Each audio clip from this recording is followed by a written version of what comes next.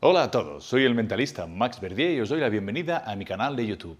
Hoy trataremos una técnica de creatividad que me encanta, por lo simple y por lo potente. El binomio fantástico. Dentro cabecera.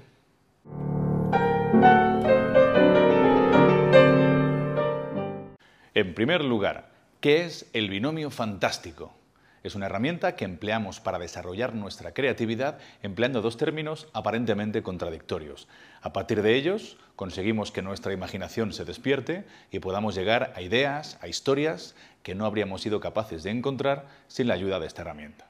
Normalmente se emplea en narrativa, para construir historias. Su inventor, Gianni Rodari, nos lo presenta en el libro Gramática de la Fantasía, libro que si no conoces te recomiendo vivamente que adquieras hoy mismo y pongas en práctica todas sus lecciones. ¿Por qué empleamos esta técnica del binomio? Cuando pensamos un solo término como idea central de algo, tiende a ser estático. En el blog, tenéis aquí la dirección, he empleado la palabra detective como ejemplo. Si nos paramos a pensar en la palabra detective, nos evoca muchas cosas, pero todas ellas vienen de nuestra experiencia previa. Se te puede ocurrir que el detective es muy metódico, muy inteligente y que vive en Londres, que fuma en pipa, va a ser un cliché sacado de las películas de Sherlock Holmes. Se te puede ocurrir alguien con una presencia física imponente, con un carácter agrio y amargado y una gran pistola. Estarás pensando en el teniente Harry Callahan, de las películas de Harry el Sucio. Sin embargo, al emplear el binomio con términos aparentemente no relacionados, esa pequeña chispa de nuestra imaginación comienza a funcionar ella sola. Empleando un generador aleatorio de palabras, nos encontramos con una palabra distinta para asociar a nuestra palabra detective. De pronto aparece la palabra hechizar. Una palabra que en principio no se nos hubiera ocurrido asociar al detective, de pronto provoca en nuestra imaginación que todo esto comience a funcionar. Se nos ocurre, por ejemplo, que tal vez este detective sea un poderoso hechicero que vive en nuestra realidad, en una ciudad llena de superhéroes y se dedica a investigar los crímenes que se cometen en esa ciudad. O a lo mejor se nos ocurre que ese detective es víctima de un poderoso hechizo vudú, el cual no recuerda y el cual de pronto tiene que investigar. Como veis, surgen de manera espontánea ideas que de otra manera jamás se nos hubieran ocurrido, únicamente enfrentando dos términos que no tienen esa aparente relación. Funciona también porque una de las formas básicas que tiene nuestra mente de funcionar es por oposición. Nosotros comprendemos cuando somos niños el concepto de blando por oposición al concepto de duro. Ninguno de los términos existe aislado en sí mismo. Las cosas son blandas porque otras son duras. Las cosas son duras porque otras son blandas. Pero el binomio fantástico va un paso más allá. Permite puentear ese criterio lógico y evitar que vayamos por el camino que siempre hemos transitado. Va a evitar que pensemos en Sherlock Holmes y su pipa o en Harry Callahan y su pistola cuando escuchemos o cuando pensemos la palabra detective. Pero ¿cómo lo ponemos en práctica? Evidentemente necesitamos las dos palabras. La forma más sencilla es tener ya pensada una sobre la que queramos contar la historia o alrededor del concepto el cual queremos ser creativos, en nuestro caso ha sido detective, y generar la otra de forma aleatoria como he hecho yo con un programa de ordenador.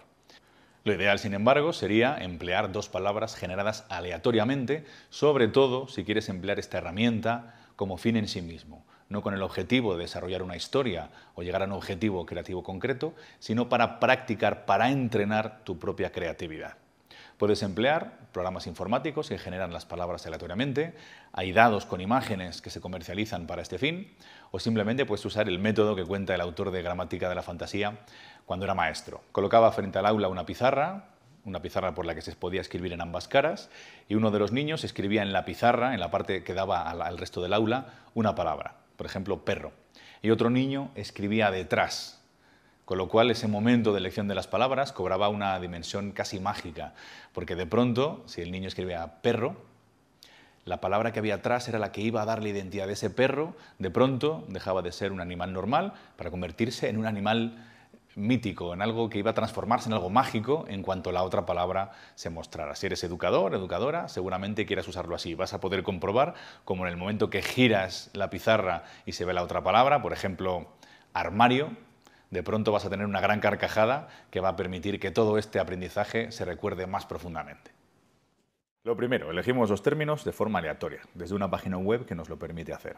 Son madrina de boda y el segundo término es jamón. Dos términos sin ninguna relación que van a permitir estimular nuestra creatividad. Para trabajar con ellos, colocamos material de escritura encima de la mesa. del tamaño y forma que queráis. A mí me gusta usar rotuladores de colores porque me permite estimular la creatividad y trabajar de forma más visual. Colocamos los términos donde queráis. La parte de boda de la palabra madrina la voy a colocar entre paréntesis, porque ya la idea de madrina nos da una idea muy evocadora sobre hadas madrinas, cuentos y fantasía. Y la palabra jamón, una palabra muy anodina, pero que nos permite evocar otro montón de cosas no asociadas a la palabra madrina. Para encadenarlas una con otra, colocamos preposiciones. No te lo pongas fácil, busca las que te vayan a dar un poquito más de juego. Elegimos en y desde. Con estas preposiciones vamos a trabajar. Acompañamos de dibujos siempre todo este tipo de material para seguir estimulando la creatividad. No te preocupes si dibujas bien o mal, como ves yo lo hago fatal, pero todo esto nos sirve para empezar a generar conceptos. Con las preposiciones empezamos a hacer las combinaciones. Madrina y jamón, empleando la preposición en, con lo cual tenemos los términos madrina en jamón, jamón en madrina en la otra dirección.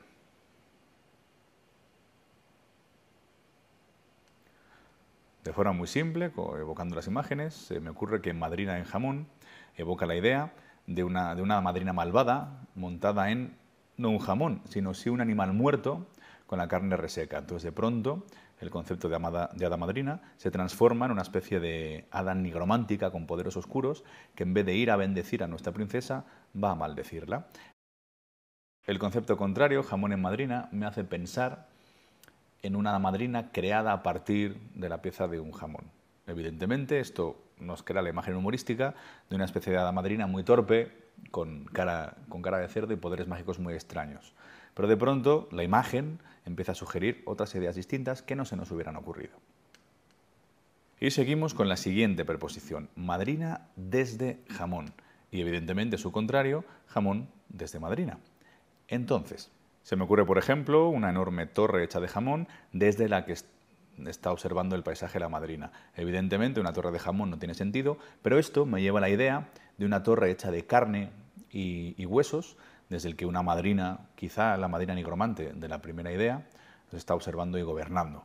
De pronto tenemos la idea de una bruja desde una torre de carne y huesos que quizá no se nos hubiera ocurrido de otra manera. Y evidentemente tenemos la idea contraria, jamón desde madrina. Y se me ocurre la idea de una especie de duende, un elfo, haciendo jamones a partir de las madrinas. Y de pronto evoco la idea de un asesino en serie de fantasía medieval, una especie de elfo asesino que se dedica a matar sistemáticamente a las hadas madrinas. Podríamos plantear una historia de investigación de detectives ambientada en un mundo de fantasía medieval en el que este elfo asesino en serie se dedica a asesinar a las madrinas. Como ves, son ideas que aparentemente son disparatadas. Lo que ocurre es que son simplemente conceptos sin hacer. De lo que se trata es de poder generar ideas nuevas, distintas, a las que no hubiéramos llegado empleando métodos más tradicionales. Gracias al binomio fantástico podemos llegar a imágenes, a conceptos, a ideas que van a ser el germen de historias o desarrollos posteriores. Finalmente, y para acabar, ¿dónde se puede emplear esta técnica? Gianni Rodari la crea, la diseña, la inventa para usarla en el aula como método de estimular la creatividad de los niños más pequeños. Evidentemente, las aplicaciones en un aula de infantil son prácticamente infinitas, pero no pienses que se tiene que ceñir solamente a los más pequeños.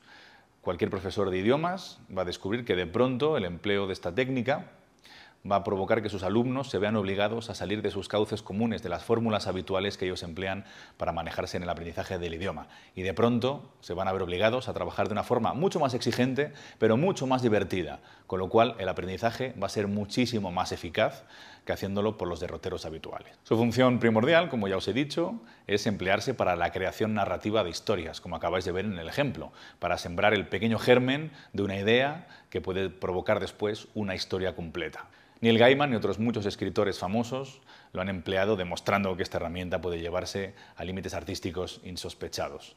Y evidentemente puedes emplearla como herramienta para romper tus bloqueos creativos. Todos nos hemos tenido que enfrentar al lienzo en blanco en cualquiera de sus formatos.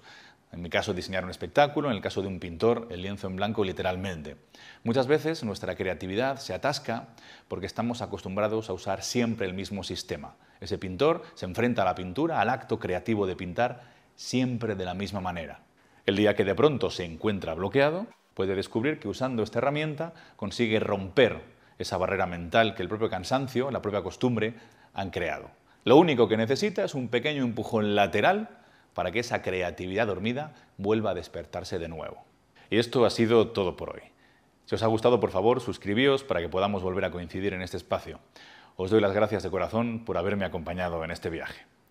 Volveremos a encontrarnos.